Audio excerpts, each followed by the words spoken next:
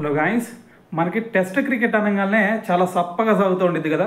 ఎందుకంటే ఇక్కడ మనకి బ్యాట్స్మెన్ డామినేట్ చేస్తున్నాడు అర్థం కాదు, బౌలర్ డామినేట్ చేస్తున్నాడు అర్థం కాదు. ఎందుకంటే బ్యాట్స్మెన్ చూసుకుంటే చాలా ఎక్కువ బంతులు ఆడి తక్కువ స్కోర్ కొడుతూ ఉంటారు.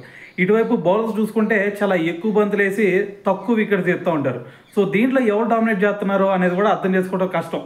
అయితే మరి ఇటువంటి సినారియోలో మరి ఈ టెస్ట్ క్రికెట్కి ఒక బ్యాచ్ బాల్ టైప్ ఆఫ్ క్రికెట్ని పరిచయం చేసింది ఎవరు, దాని తర్వాత మరి ఈ టెస్ట్ క్రికెట్లో ఫాస్టెస్ట్ సెంచరీస్ కొట్టిన టాప్ 5 బ్యాట్స్మెన్స్ ఎవరు అనే దాని గురించి వీడియోలో క్లియర్గా మాట్లాడదాం.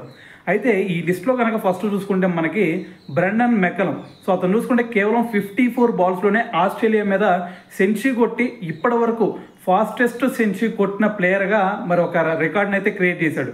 సో ఇప్పటి వరకు ఆ రికార్డ్ని ఎవరు కూడా బ్రేక్ చేయలేపారు. సో దాని తర్వాత సెకండ్ ప్లేస్లో కనుక మనం చూసుకుంటే మరి వ్యూ రిచర్డ్స్. సో రిచర్డ్స్ చూసుకుంటే అంతకుముందు ఇంగ్లాండ్ మీద ఏకంగా 56 బాల్స్లోనే సెంచరీ కొట్టి సో మరి సెకండ్ ప్లేస్లో అయితే ఉండటం జరిగింది. సో దాని తర్వాత థర్డ్ ప్లేస్లో వచ్చేసరికి మిస్బాల్ హక్, మీకు తెలిసే ఉంటాడు. సో మరి అతను చూసుకుంటే ఏకంగా 56 బాల్స్లో ఆస్ట్రేలియా మీద సెంచరీ కొట్టి థర్డ్ ప్లేస్లో అయితే ఉండటం జరిగిందనమాట. సో మరి ఫోర్త్ ప్లేస్లో వచ్చేసరికి 57 బాల్స్లో మరి ఆస్ట్రేలియన్ మాజీ వికెట్ కీపర్ అయిన ఆడమ్ గిల్క్రిస్ట్. సో తను చూసుకుంటే 57 బాల్స్లో సెంచరీ కొట్టి నెంబర్ 4th పొజిషన్లో అయితే ఉన్నాడు.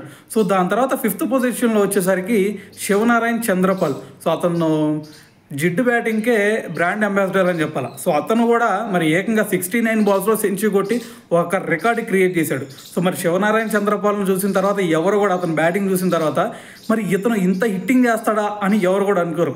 సో మరి అతను చూసుకుంటే ఏకంగా 69 బాల్స్లోనే సెంచరీ కొట్టి మరి ఫాస్టెస్ట్ సెంచరీస్ కొట్టిన టాప్ 5 బ్యాటర్స్లో మరి అతను కూడా నిలవడం జరిగింది.